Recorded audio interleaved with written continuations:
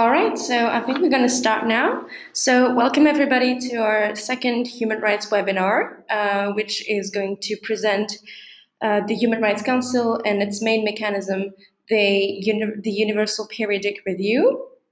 My name is Leah Kaur. I am the Human Rights Program Associate, and I am currently replacing Maria Munoz, who is the Human Rights Program Director, and she's on maternity leave at the moment, which is why I'm the one presenting this webinar today.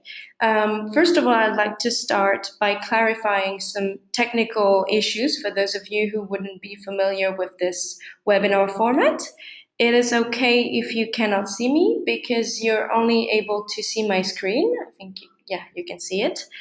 And I cannot hear you, we cannot hear you at the moment, but at the very end, we'll have time for questions and you'll be able to raise your hand or type questions. I will give you more explanations on that later.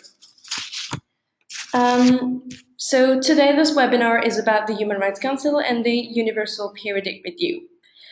As you may know, WILPF is divided into three different programs. The Peace Women program, which is about peace, women, and security.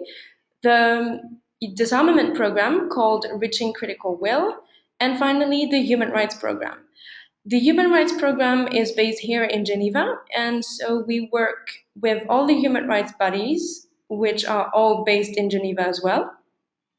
And what we try to do is to provide assistance to our sections and also some national partners in order to help them bring their political message to the United Nations and to the human rights bodies here in Geneva. What we also try to do is to inform everyone of our work, of what we do here in Geneva and how we coordinate with our sections worldwide. And so to do that, we usually publish different blogs on our website. I can show you an example. This is a blog, a wrap-up blog about the previous Human Rights Council session that took place in June. And so with these blogs, we try to make a summary of all the issues, of all the most important issues that have been discussed during the Human Rights Council session, and issues that are relevant to WILPF's work. And we publish that on our website so that everyone can see it, everyone can be informed of what is going on and what is being discussed at the Human Rights Council. What we also do to inform everyone is newsletters, to which I invite you to subscribe if you haven't already done so, because thanks to these newsletters, you can receive directly in your inbox all the articles and blogs and all the information that we want everyone to know about the Human Rights Council. So yeah, this is what we do to inform the public of what's going on at the UN in Geneva. What we also do in our human rights program is to implement the integrated approach of WILPF, which is something I already mentioned in the previous webinar on CEDAW and other treaty bodies.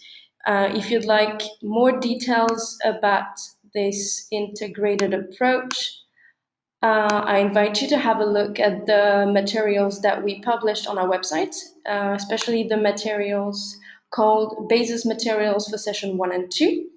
And in this material, you'll have more details about what our integrated approach is exactly. But very quickly, what we try to do with this integrated approach is to make the connection, make the link between human rights, women, peace and security, and disarmament. Because we think it's important to bring all these issues together, and for example, to bring issues that are being discussed at the UN Security Council in New York, to bring these issues at the Human Rights Council in Geneva, to make this connection and to avoid the categorization of issues, which are issues that we think should be analyzed together from a broader perspective. So we try to look, for example, at the women, peace and security issues and disarmament issues with a human rights perspective, because we think human rights uh, every issue has a human rights aspect, and so we think it's important to make that connection. Um, so this webinar will be about the Human Rights Council and the Universal Periodic Review. I will try to stick to the most important points so that everyone can understand, because sometimes UN mechanisms can be a bit confusing, but I will try to make it as simple as possible so that everyone can understand. So first of all, the Human Rights Council. Um, this council deals with any subjects related to human rights. It has no precise limits to its mandate regarding the topic they deal with. And so this Human Rights Council is made of countries, so its members are countries, states, and each state has representatives and delegates at the Human Rights Council who are usually human rights experts, but given that they still represent their state, um, there is still politicization, at the Human Rights Council, because they are experts, but they still represent their state. So it's always, the discussions are mainly political at the Human Rights Council. So we have to bear this in mind, that this is a very political body with a lot of diplomacy. It's really different from treaty bodies who don't represent states. And so the Human Rights Council has members and observer states. So the member states of the Human Rights Council are elected by the UN General Assembly in New York, and these member states are, at least the candidates for elections to the council, are expected to make a certain number of pledges and commitments regarding their performance on human rights issues. And so as soon as they are elected as member states of the Human Rights Council, they have to further cooperate, at least they commit to further cooperation with the Human Rights Council, which doesn't mean that they have to that they have the best human rights situation in the world, but at least they commit themselves to further cooperate with the Human Rights Council. And along with these member states, we have observer states, which are basically all other states, including even the Vatican and Palestine, which are considered as observer states at the Human Rights Council. And they are, in practice, they do the same thing as member states. They just don't have the right to vote. But given that most of the time they have links and with member states, they can just try to collaborate with member states to share ideas and everything on human rights. So this is why the election procedure is always very political. It's a lot of political tactics and strategy in order to get to know who's going to have the right to vote at a council. It's always a lot of diplomacy and a lot of politics. And I also wanted to add that the Human Rights Council member states are divided into 3 regional groups in order to keep some sort of geographical balance. So, for example, African states have 13 seats, Asian Pacific states have 13 seats as well, Latin American and Caribbean states have 8 seats, Western Europe states have 7 seats, and finally, Eastern European states have 6 seats among the Human Rights Council. So during Human Rights Council sessions, what happens is that these states discuss a broad range of human rights issues. And of course, NGOs and civil society can participate during this session. What we usually do is either written or oral statements, although usually we try to do both. Even if, unfortunately, we have to say that within the Human Rights Council, states usually have the priority over NGOs to take the floor, but we still have time. There's still time for NGOs during the session. Even if it's only 5 minutes, we try to, during these 5 minutes that we have, we try to bring a very strong political message to the Human Rights Council. So we still have possibilities to advocate there, even if it's a bit limited, unfortunately. Another possibility that we have to participate in the Human Rights Council is a video message. This is something quite recent, I think, but it's actually a great tool because it is less expensive, for example, than bringing someone from the ground to Geneva to take the floor. We can just record, so a grassroots activist can just, for example, record a video message and send this video to the Human Rights Council. And so this is it's less expensive, of course, than a whole trip to Geneva. But the disadvantage of this video message procedure is that, of course, if you submit a video message to the United Nations, it has to be of very good quality, and quality requires a lot of technical expertise. And so, if you want to deliver a video message, you need professional help, which can have a certain cost as well.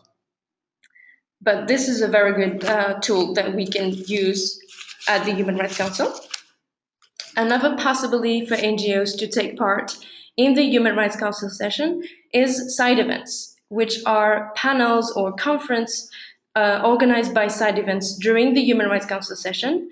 And basically what we do is that we invite experts to discuss a specific issue because if we think this issue is very important and that we want to raise awareness of this issue among member states and also among civil society members, but especially member states because they are the one we want to lobby. And so we try to organize side events, usually 2 to 3 side events per Human Rights Council session. For example, for the session that is upcoming in September, we have planned so far 3 side events. And our past experiences in organizing side events has proven that we get much more people to attend the side event if it is co-sponsored by a state.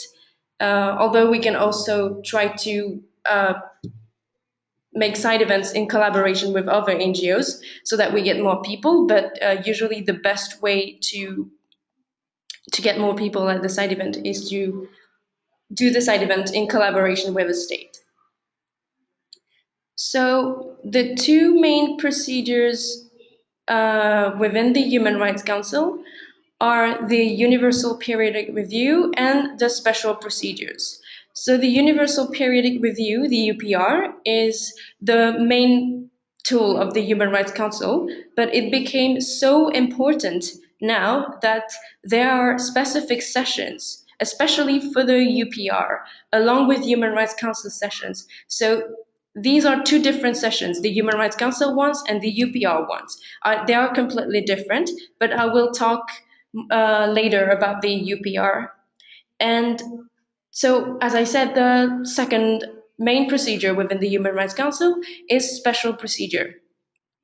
So these special procedures are experts. They can either be individual or collective.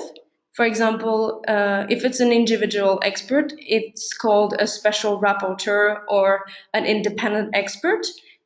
And if it's a collective procedure, it's usually a working group, or it can also be a commission of inquiry. For example, there's a commission of inquiry on Syria. And as you may know, I think last week, the Human Rights Council decided to create a new commission of inquiry on Palestine or on Gaza to investigate the crimes that are being committed at the moment in this region. And so what these special procedures do is that they work on a specific country or on a specific issue, and then they follow the situation, and every year they report to the Human Rights Council. So they submit their reports to the Human Rights Council, the report is being discussed, there is usually a high-level dialogue or an interactive dialogue with these experts to discuss their reports. And so usually, so basically what these special procedures do is that they bring knowledge and awareness to the Human Rights Council on a specific issue or on the human rights situation in a specific country. Like for instance, um, they can be a special rapporteur on sexual violence in DRC, for example, which is a very important issue and it's a very famous topic at the Human Rights Council.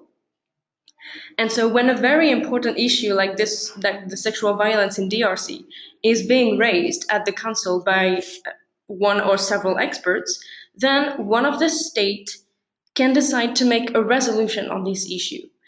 And so to draft these resolutions, there are some negotiations with other states, and then they will try to. So during the session, there are some informal meetings between states to draft the resolution and negotiate, etc. And so usually what they try to do is to adopt the resolution by consensus, because a resolution can be adopted either by consensus or by vote.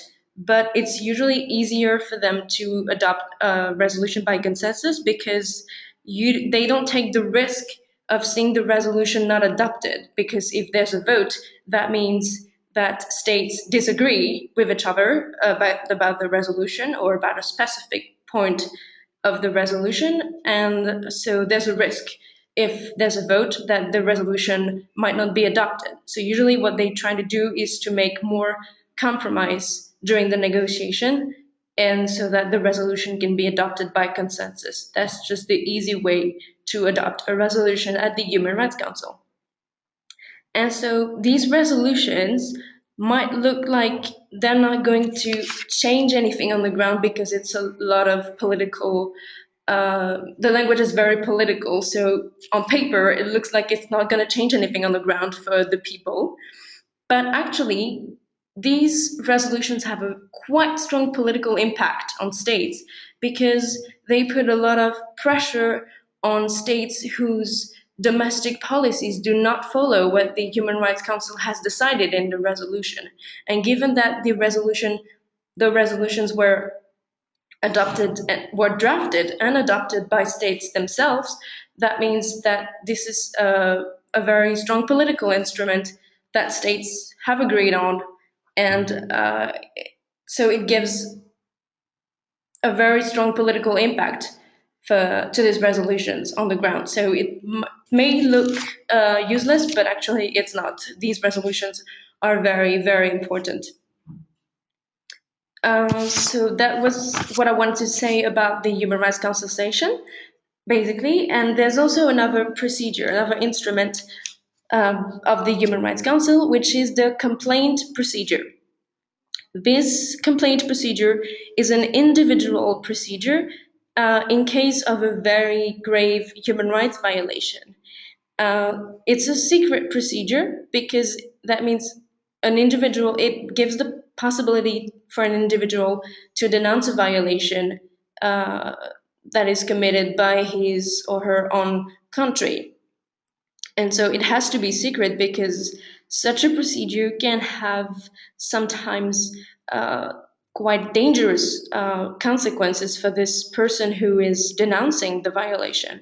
So it has to be secret, but this complaint procedure is not very often used because it's quite technical, and also you have to first have exhausted all judicial domestic remedies in your country before having the possibility to complain to the Human Rights Council. And so what is going on at this during the complaint procedure? It's a kind of negotiation with the state, between the individual and the state that is being accused, and so it's always confidential. And if the state refuses to respond to the mediation, to negotiate with this person who's making the complaint, then the issue can be made public and can actually become an item at the Human Rights Council. Or sometimes also a special rapporteur can be nominated to investigate the violation. if the Human Rights Council thinks that this violation is extremely grave, or at least grave enough to be further investigated by an expert. But it has to be a very grave violation, so it doesn't happen a lot. So one of the advantages that we have with the Human Rights Council, something that we appreciate as an NGO to work with when we work with the Human Rights Council, is that it has a very wide and large mandate, because as I said previously, it deals with any sort of human rights violations. So the mandate is really broad, which is good. And so it's the mandate of the Human Rights Council is much broader than the one of the treaty bodies, because treaty bodies are very thematic and they focus on a specific topic, while the Human Rights Council deals with any human rights violations. So we can raise a lot of different issues. And it also has more impact because it's so political that in the end it has a lot of political weight. And so this is important for us, because if we have success at the Human Rights Council, then that means that our message has more weight. We have more political weight.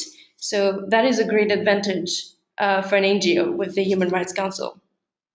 But on the other hand, a disadvantage is that it is extremely politicized, especially with certain issues, like when it comes to women, peace and security, and women's rights in particular. It's only political strategies and political tactics. So it's very hard for us to advocate for human rights and for women's rights in particular in such a context, because there is so much politicization that it makes it really hard for us. Because especially with women's rights, as I was saying, um, it's a lot. Every improvement that is being made at the Human Rights Council is always sort of an exchange of favors between states. So it's always very political. So it's very difficult for us. And also, it's the Human Rights Council is very procedural, and so everything is going very slowly in terms of advancement, which is not good for us, obviously. And also, given that it's body made of states, every state has its own sovereignty. So in the end, state can always decide not to implement what they have agreed upon during the Human Rights Council session. So all this politicization makes it really hard for us sometimes to advocate at the Human Rights Council. Um, Also, another issue that we have with the Human Rights Council is that the agenda of the Human Rights Council is extremely complex. I can show you, I think, an example. Yes, so this is the program of work of a Human Rights Council session. I don't know if you can read it because it's probably a bit small for you. Uh, but as you can see, it's just very confusing. It takes quite a while to really understand how it works and what everything is about. Because if you just look at this program of work, everything that you have a lot of abbreviations, acronyms, so it's just very difficult to understand. It's very confusing. Everything is mixed. You see, you have item 2 and 3 here, item 2 and 3 here. Everything is mixed and confusing. And so that doesn't help us to work with the Human Rights Council, because it's hard to know and to understand what is going to be discussed exactly. Everything is quite vague. So it's not easy, and it's difficult for us to know exactly how it works. And it takes, after a few sessions, we get used to it and we know how it works. But at the beginning, it's just very confusing, which it shouldn't be, because for NGOs, it should be easy for NGOs to participate in a Human Rights Council session, but all these technical and complex uh, this program of work is just so complicated that it makes it difficult for NGOs to know how to participate in the Human Rights Council session before you eventually understand how it truly works and how to efficiently advocate at the Human Rights Council session. So, but although, as I said at the beginning, there is still space for us as NGOs to participate and for our sections to participate, like for example through blogs and newsletters, and we can also make statements. As I said, for example, I think there was a statement, no, not here, an example of a statement. Here it is. Oops. Yes. So this is, for example, a statement on comfort women that we drafted in collaboration with our Japanese section. This is an example of an oral statement that we can deliver at the Human Rights Council. So, as I said, we still have space. We can still participate. It's just not very easy, but we can do it. So I think this is all I wanted to say about the Human Rights Council. I will now give an introduction about the Universal Periodic Review, the UPR, which is still part of the Human Rights Council. It's still a mechanism of the Human Rights Council, but it now has separate sessions because it became very important. So it's still part of the Human Rights Council, but at the same time it works separately from the council. So the Universal Periodic Review is the principle of the UPR is that all states have to be reviewed. So 42 states are reviewed each year. And so what states have to do for this review is that first they submit a report, and for this state report, everyone, not only the government, has to be involved, including national parliaments and national human rights institution. They have to participate in drafting the state's report.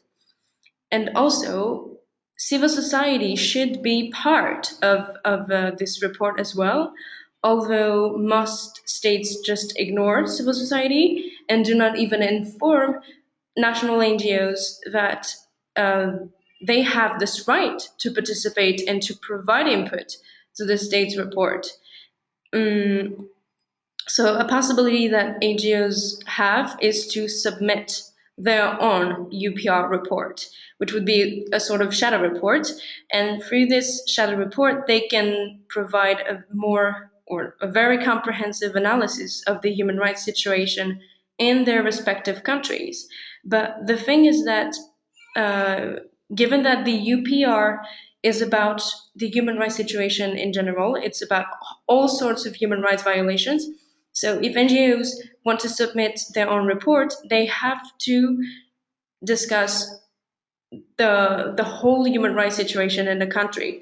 So that means that shadow reports by NGOs have to be very detailed and give information on all human rights violations. And so that can be a lot of work for a single NGO. It's a lot of work. So what NGOs can do is that they can join a collective shadow report that is written by a coalition of NGOs. That will probably make it easier for NGOs to participate in the UPR process. And then once the Office of the High Commissioner for Human Rights has received all the reports, the state report and the NGO's reports, the OHCHR combines all the civil society reports into one small report or smaller report that would summarize the most significant information provided by NGOs. And they do that because we're not sure that states actually read NGOs reports. They probably don't do that. So the fact having just one small report that summarizes the most significant information provided by NGOs, it helps to have all the information combined in one single report that states might read, so that they don't have to read all NGOs reports one by one, which, yeah, they probably don't do that. So it's easier to give them all the information in one single report that they can read. And then the UPR session takes place. And at this session, the state is reviewed by the Human Rights Council. The state has to present its report to the Human Rights Council. They give a little speech about it and present the main information contained in its report. And then what happens is that other member states give recommendations on how to improve the human rights situation in the country under review. They can also ask a few questions. So basically what happens is that states give each other recommendations and advice on how to improve their human rights situation. It's a peer review, actually. And so what NGOs can also do is to meet. So NGOs don't have space to make a statement or something like that during the UPR session. So what we can do is to meet other member states before the UPR session and try to convince them to take up our recommendations. Because to make good recommendations, states need the input from NGOs, because NGOs are the ones who monitor the human rights situation every day, so they know what happens exactly in the country that is being reviewed, while most other states probably don't know. So they need NGOs' input for that.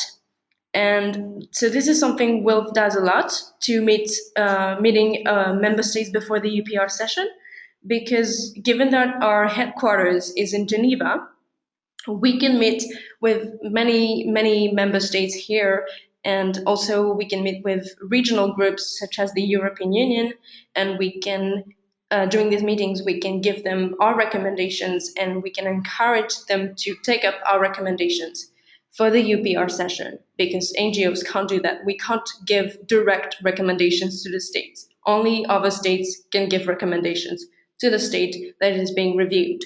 So for that purpose, we attend UPR pre-sessions. The UPR pre-sessions are not something official. They are organized by an NGO called UPR Info, which is an NGO specializing in the UPR. And so these pre-sessions are a very great tool for us, because they consist in a panel of NGOs to present the recommendations they think other states should be providing to the state that is going to be reviewed. So this is an opportunity for us to explain what we want and to encourage other states to take up our recommendations. And as I said previously, given that most states actually don't read NGO reports, UPR pre-sessions can be very useful, because states only need 2 or 3 recommendations for each country. So we can just go to the UPR pre-session and give these 2 or 3 recommendations for each country, and it's just easier because it takes just an hour. And while states usually don't take the time to read the reports, so we can just go to the UPR pre-session and give them the recommendations. And UPR pre-sessions are a very important tool for us to suggest recommendations. And also for these pre-sessions, as much as possible, we try, when we have the necessary funds, which is not always the case, but when we do have these funds, we try to bring someone from one of our sections from the ground to present our recommendations during the pre-session, because as I said during the webinar on CEDAW and treaty bodies, it's a recommendation or a statement that is given by someone who comes from the ground from a grassroots activist, it always has uh, a greater impact on states. So this is very important, and we try to do that as much as possible, because we think it's a great way to advocate and to lobby. And so, to make it clearer, I wanted to show you an example of uh, UPR recommendations that we gave during a UPR pre-session. I think yes, this is it. So this is an example of suggested recommendations by WILPF for the UPR of Colombia. So as you can see, what we try to do is just to write a small paragraph to briefly explain the situation on a specific point, and then we make one or two, three recommendations for each point. And as much as possible, we try to do it in several languages. So we have the recommendations in Spanish, and we translated these recommendations into English.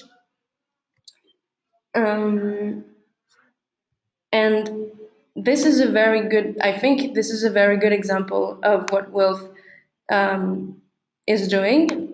Also because with these recommendations for the UPR of Colombia, we had a lot of success because two of our recommendations were actually taken up by other states during the actual UPR session of Colombia. I think, if I remember correctly, they several states took up our recommendations on the implementation of the UN Security Council Resolution 1325, and also another recommendation on women's participation in the peace process. So we were very successful at this session. We were glad that some states actually listened to what we said and agreed with us that these recommendations were important for Colombia. So yes, these are the recommendations we can give, but only at the UPR pre-session, because during the review, we as an NGO, can only attend the review. We cannot take the floor. We cannot give direct recommendations during the session. And so during the review, the session, the state presents its report, and other states ask questions and make recommendations. And then the state under review has to provide answers or some further explanations.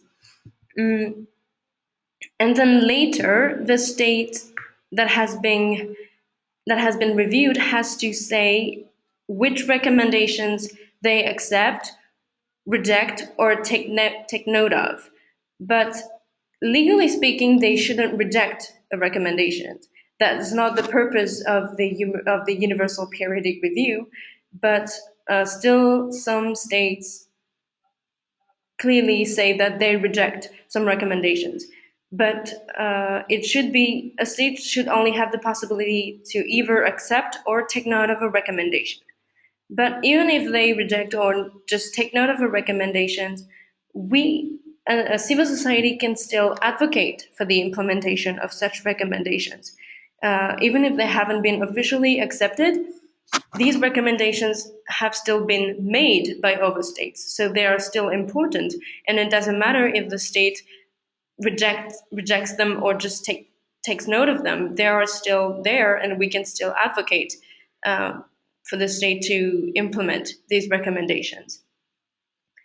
Another way for NGOs to raise awareness about what is being said during a UPR session is that the UPR process, the whole session is online. There's a live webcast that you can follow. Everyone can follow it online. And it's actually also the case for Human Rights Council sessions and treaty body sessions. So everything's online. You can follow, even if you can't come to Geneva to attend the sessions, you can still follow them online. So this is actually something great for civil society organizations that are not based in Geneva, so that everyone can follow. So this is very useful.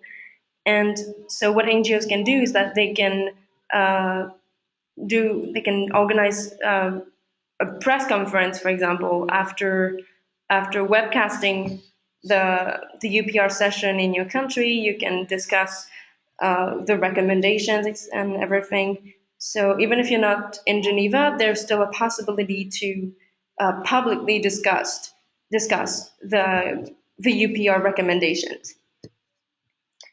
And after the UPR session, um, a report with all the recommendations that were made during the session is adopted and published by the Human Rights Council. So these reports are usually adopted by consensus. And so it's a compilation of all the recommendations that were made.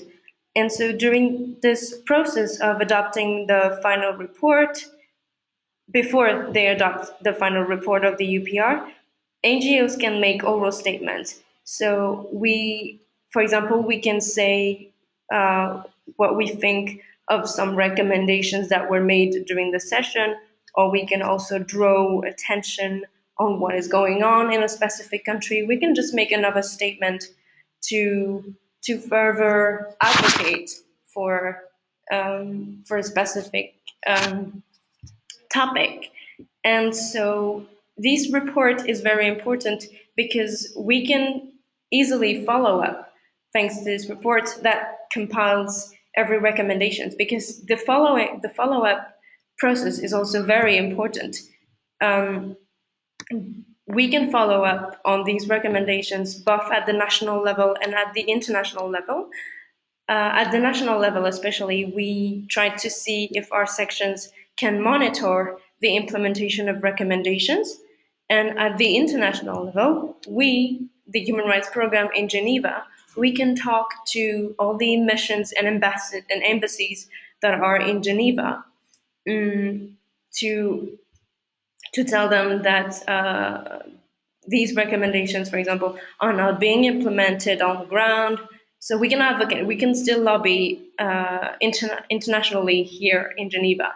And for that, we are trying to get more funding to get another person within our human rights program, so that we can spend more time on following up on the recommendations, because once the recommendations are made, it's still important to keep monitoring what is going on the ground, if the state actually respects its commitments. And so a tool that we have is the midterm implementation assessments. For this procedure, what civil society organizations can provide information on which recommendations have been implemented or not. I think there's an example here. No, it should be there. Yeah, this is an example of a midterm implementation assessment. So what you can do, these are in gray, you have all the recommendations that were made during the UPR session. And what we can do is just say if these recommendations have been implemented or only partially implemented maybe, and then write a small paragraph about the details of the implementation or the lack of implementation. So this is a good way to compile all the information, and it makes it easier for us to identify gaps in the implementation and then advocate for further measures to fully implement the UPR recommendations. And so it is very important to keep an eye on the recommendations and see how they are being implemented on the ground. Um,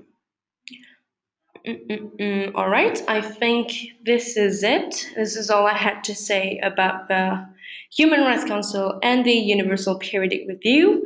I tried to make it as clear as possible, but I will now open the floor for your questions and comments. So you can just raise your hand by clicking on the little hand symbol that should appear on your screen on the webinar desktop. Or if you don't want to take the floor, you can just type the question. I can see them. So if you have any questions, that's the moment. So let's see if someone raised their hands. No.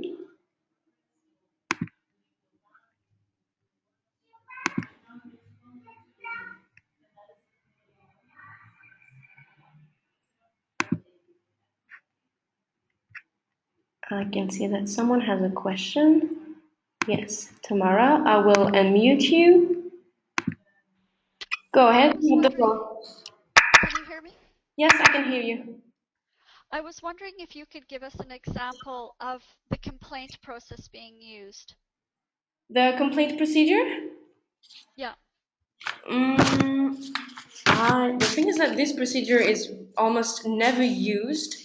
Um, I think it's, if I remember correctly, I think it happened once with Somalia, that someone from Somalia made a complaint about the human rights situation there or about a specific human rights violations. But I don't know the details actually because, as I said, it's just not very often used and because it's very technical and it's very confidential. So usually we don't have a lot of information on complaint procedure, but I will make some research, do some research, and try to see if I can find something, and I will get back to you with more details if I find more information on this.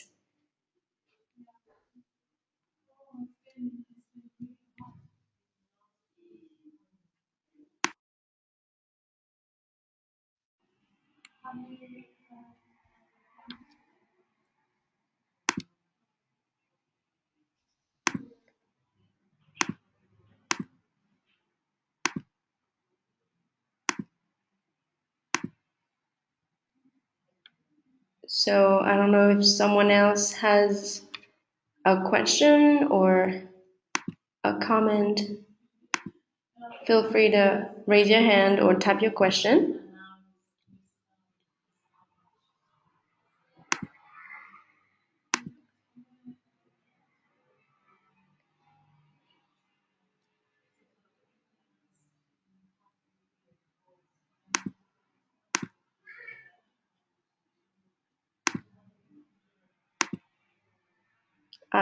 Okay, I see that no one has questions or remarks, so I will now close this webinar unless someone has something to say at the very last minute.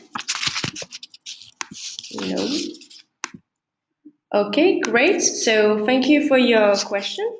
And thank you very much to all of you for attending this webinar. I hope that it met your expectations. I hope you enjoyed it.